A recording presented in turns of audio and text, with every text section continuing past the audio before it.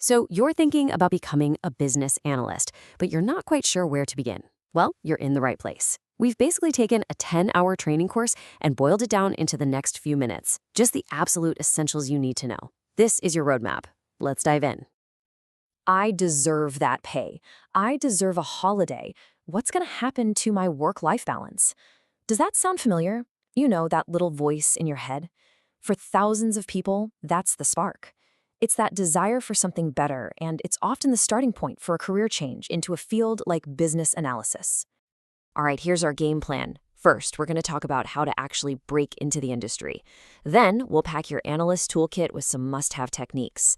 After that, we'll see how it all works in the real world, cover the all-important communication piece, and finally, give you a solid 45-day plan to get you going. Okay, let's start with breaking into the field. You've got the motivation, right? That drive for a better career is there. But what's the reality of actually landing that first job? Let's get into the hard truth. Here it is, and this is a big one. You can have the most incredible, perfectly polished resume in the world, listing every skill imaginable. But that's not enough.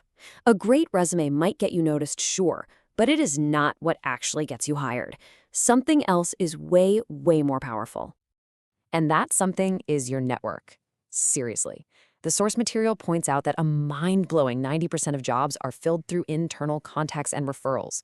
A referral is like a golden ticket. It lets you skip the massive line of anonymous resumes. It means you can get in the door even with less experience. So the biggest takeaway here is to start building those connections now, not when you're ready to apply. Okay, so let's say your network works its magic and you get that interview. Now what?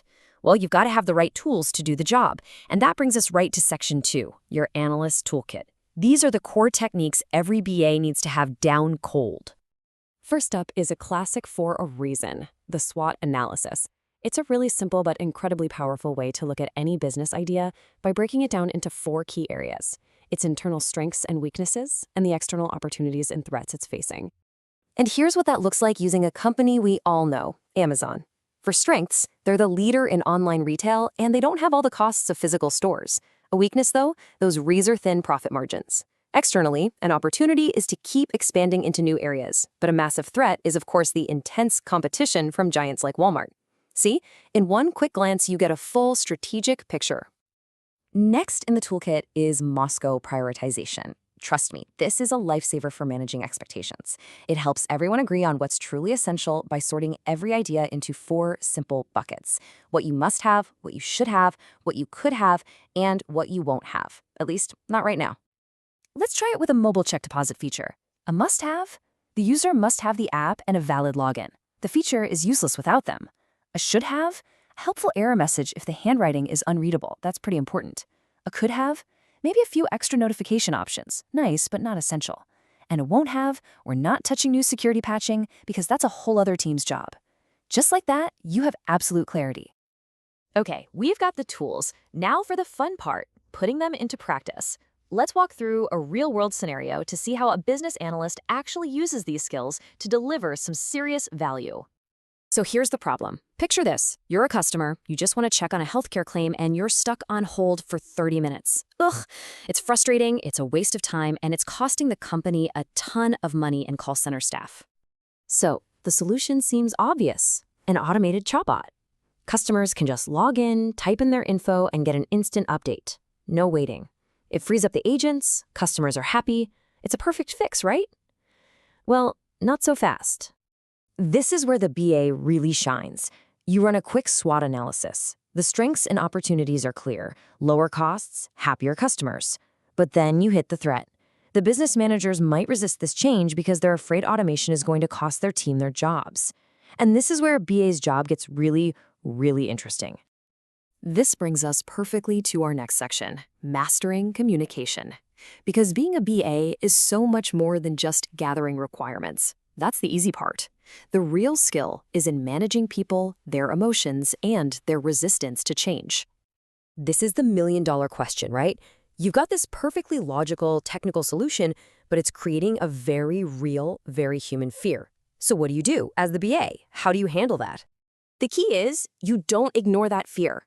You address it head-on by reframing the conversation. It's not about replacing people, it's about empowering them. You explain how this automation frees up the human agents to tackle the really complex problems, making their roles even more valuable, not less. And a huge part of communicating clearly is using the right tools for the job. A simple flowchart is fine for a school project, but in the professional world, you use BPMN. Think of it as the universal language for business processes.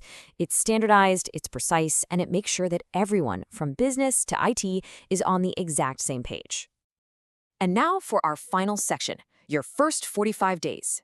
We've covered the mindset, the tools, and the communication skills. Let's wrap this all up with a concrete plan to get you started on this journey. So, how long does it take to really get going? Well, the course proposes a 45-day time frame. Look, you're not going to be an expert in 45 days, but can you build a powerful foundation for your new career in just a month and a half? Absolutely. And here's the plan. It's actually really simple. First, commit to about an hour of focused learning every day. That's it. Second, pick one skill at a time. Maybe one week is all about SWOT, the next is practicing BPMN.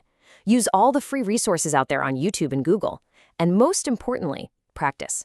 Apply these concepts to a real company, just like we did with Amazon. That's how you turn theory into a real marketable skill.